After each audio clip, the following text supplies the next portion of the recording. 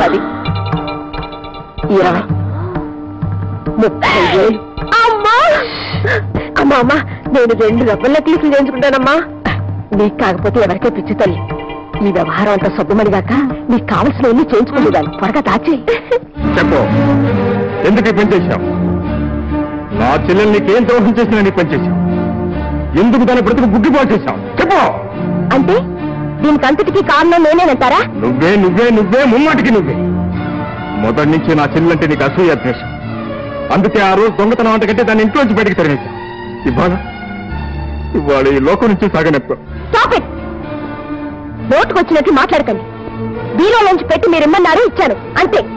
ఇస్తే అందులో ఈ తెల్లకాయతలు ఎలా వచ్చాయి? నాకు తెలీదు.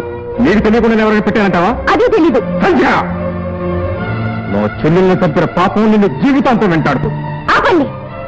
అసలు మీ చెల్లెల్ని నాశనం చేయడం వల్ల నాకు వచ్చే లాభం ఏంటండి? నేను అలాంటి పని చేస్తానని ఎవరైనా చెప్పినా మీరెలా నమ్మారండి? నేనంటే మీకంత నీచమైన అభిప్రాయం ఉందన్నమాట.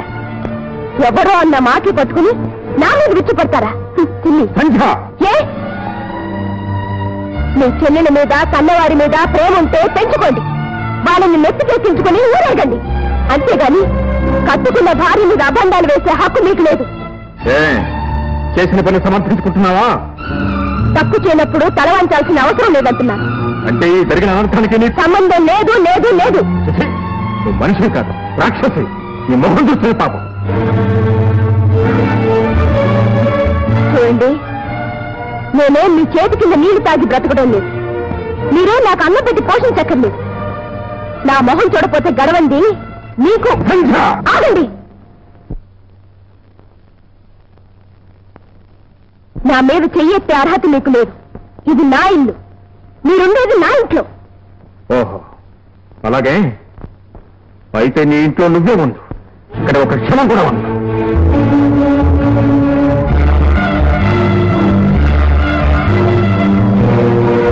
అదండి, బాబులు ఎక్కడ తీసుకెళ్తున్నారు? నీ నీడపడంతో, నీ జ్ఞాపకాలు కూడా తాకంతో నేను నా బిడ్డలాగా తెలుసుకుంటాను. Good bye.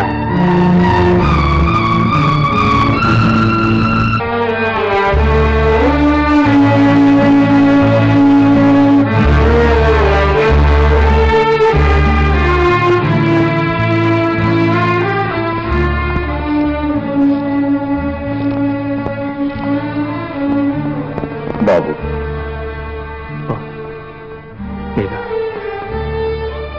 ఎప్పుడు వచ్చారు? రండి.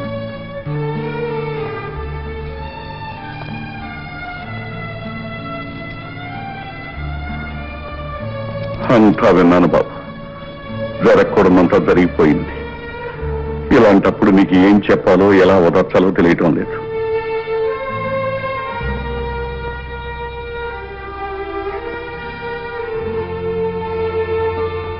ఈ ఆరోగ్యం ఎలా ఉంది? నా ఆరోగ్యానికేం బాబు, నిండుగా 100 ఏళ్లు బ్రతకవలసిన బిడ్డ వెళ్ళిపోయింది. ఈ పాపిష్టి ప్రాణం ఇంకా ఈ బొందును పట్టుకు వేలాడుతోంది. నాలాంటి వాడు ఉన్నా ఒకటి, పోయినా ఒకటి. మామగారు, సంచే విషయంలో నేను నాకంతా తెలుసు బాబు. అందుకే ఏమీ మాట్లాడలేకపోతున్నాను. నీలాంటి మనిషి అల్లుడైనందుకు ఆనాడు గర్వపడ్డాను. అలాంటి మనిషి నా కూతురైనందుకు ఈనాడు సిగ్గుపడుతున్నాను.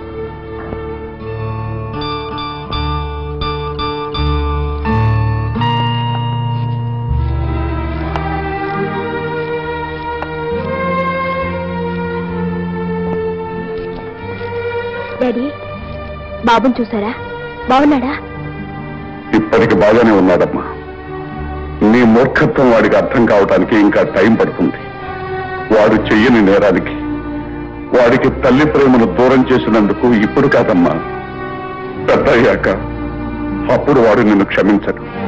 ఓహో, అయితే చెప్పాల్సిన చాడీలన్నీ అల్లుడు గారు చెప్పే పంపారన్నమాట. ఆ కుసంస్కారమే అతనుకుంటే ఇల్లు విడిచి వెళ్ళేవాడు కదమ్మా. మంచివాడు గనకే నువ్వు అవమానించినా సహించాడు, తోలనాడినా భరించాడు. నువ్వే హద్దు మీరు ప్రవర్తించి నీచంగా మాట్లాడి భర్తను ఇంట్లోంచి గెట్టేశావు. డాడీ, మీ మనసు నాని చెడగొట్టారు. అతనైతే నువ్వు బాగు చేయొచ్చుగా. సంధ్య, పెద్దవాణిగా చెప్తున్నాను, వెళ్ళి అతనికి క్షమాపణ చెప్పు. క్షమాపణ? అంత తప్పు నేనేం చేశాను? ఏ ఆయన క్షమించకపోతే నాకు గతి లేదా? ఎందుకు చెప్పాలి డాడీ? ఎందుక? నీ కీసులాట మధ్య ఒక పశువాని జీవితం సర్వనాశనం కాబోతోంది కనుక, భార్యాభర్తల మధ్య అహంకార ప్రసక్తి రాకూడదు కనుక. ఆహా, నాకంటే ఆయనకేదో గొప్ప సంస్కారం ఉందన్నారుగా, అని ఆ పని ఆయనే చేయొచ్చుగా. అతను వచ్చి నీకు క్షమాపణ చెప్పాలా? ఏ చెప్పడానికి పౌరుషం అడ్డొచ్చిందా? మగాళ్ళ అహంకారం అడ్డొచ్చిందా? ఆయన ఏం చేసినా నోరు మూసుకుని పాదాల దగ్గర పడుండాలా? ఈ దేశంలో ఆడదాని జీవితం తెల్ల కాగితం లాంటిది డాడీ. ఇంతకాలం దాని మీద మీరేం రాసినా చెల్లిపోతూ వచ్చింది. కానీ ఆ రోజులు పోయి అలా చూస్తూ ఉండాలి. ఆయనే ప్రాధేయపడుతూ తన పొరపాటును ఒప్పుకుని ఈ ఇంట్లో అడుగు పెట్టే రోజు వస్తుంది. మూర్ఖురాల, చేతుల పన్నంటి జీవితాన్ని నాశనం చేసుకునే నీలాంటి దౌర్భాగ్యాలకి అలాంటి మంచి వాళ్ళ మనసు అర్థం కాదే. కోరి చేసుకున్న భర్తలోని గొప్పతనాన్ని తెలుసుకోలేని నువ్వు ఒక మనిషివేనా? ఏ నాటికైనా నీ పిడివాదనే నీ జీవితాన్ని బలి తీసుకుంటుంది. నీ బతుకిక బాగుపడదు. మీరేమనుకున్నా నాకేం విచారం లేదు డాడీ. నేను పొరపాటు చేయలేదనడానికి నా ఆత్మే సాక్ష్యం.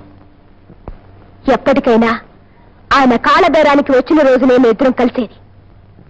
అంతే daddy. Daddy daddy daddy daddy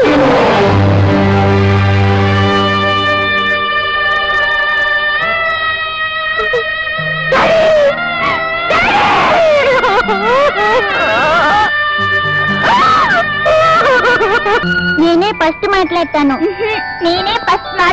సరే నువ్వే మాట్లాడు. హలో, నేను మోహన్ ని మాట్లాడుతున్నాను. LKG Kasturba school.